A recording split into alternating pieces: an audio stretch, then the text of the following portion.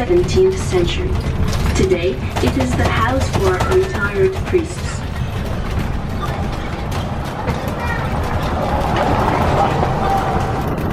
And on our right side, we've got Bishop's Palace. The residence of the Archbishop of Wrocław. Kiedy właściciele duchowni.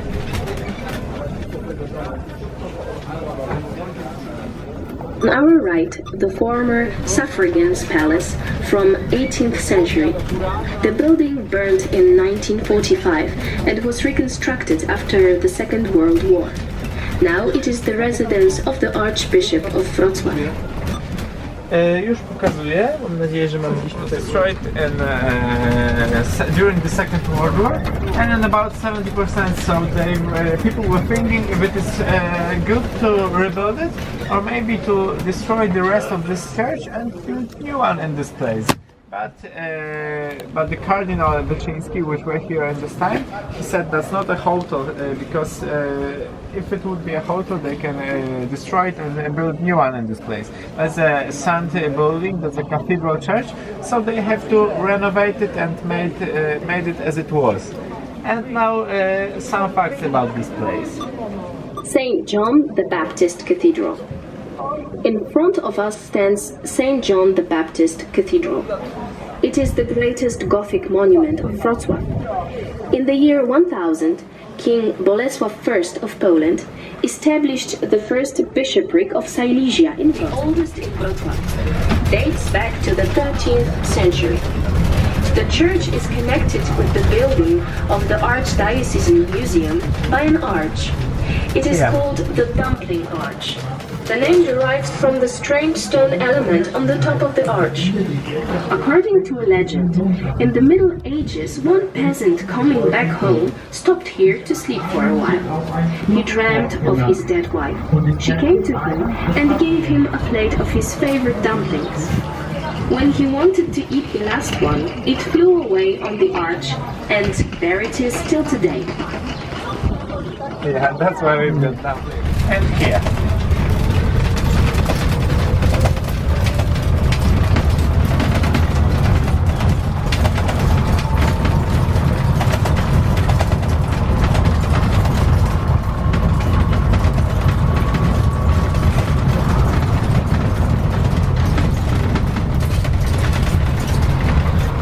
On our right side, we've got column of Jesus Christ. On the right, the column of Jesus Christ the King, founded in the year 2000 to commemorate the second millennium of Christianity. The square was marked out in 19th century after filling the river which flowed.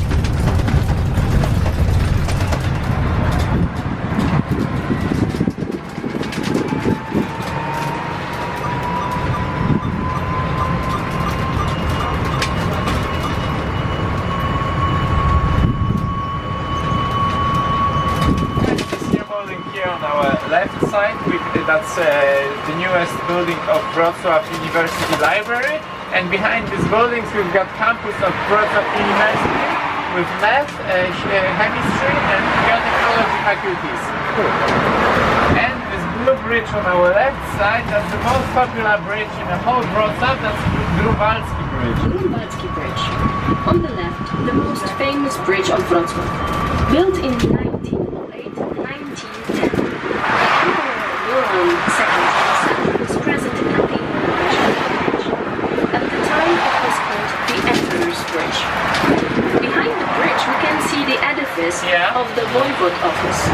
Built during the Second World War, constitutes an example of fascist architecture.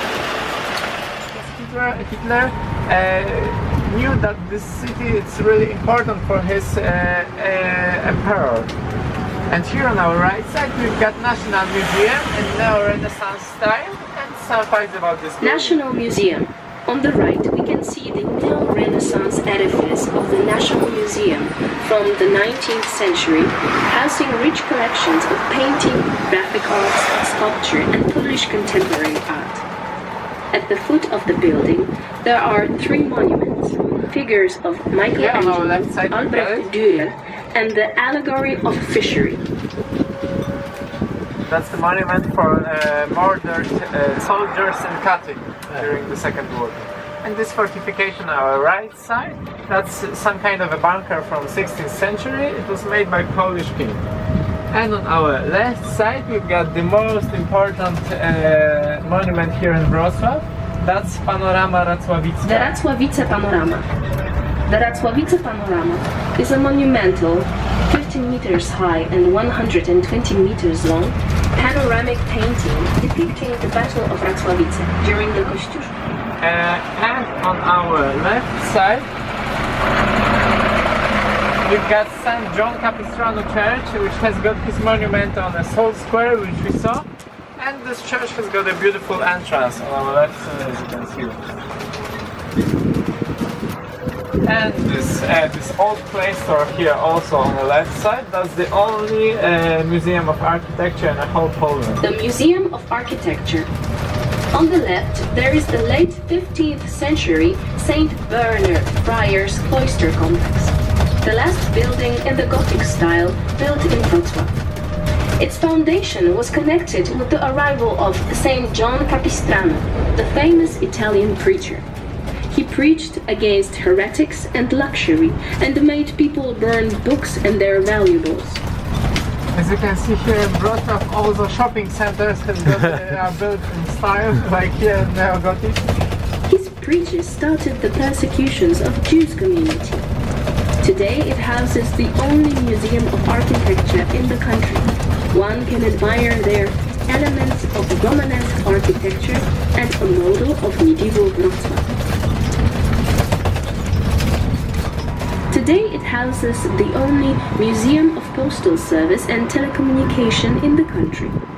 In the museum, one can see old stagecoach, letterboxes, telephones, telephone exchanges.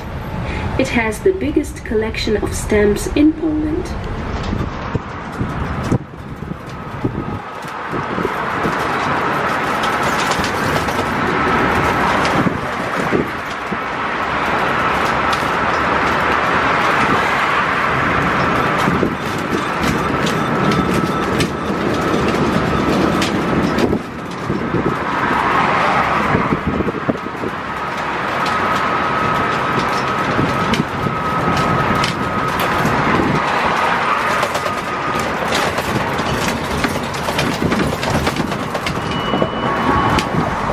On our right side, we can see the first dwarf of Wrocław.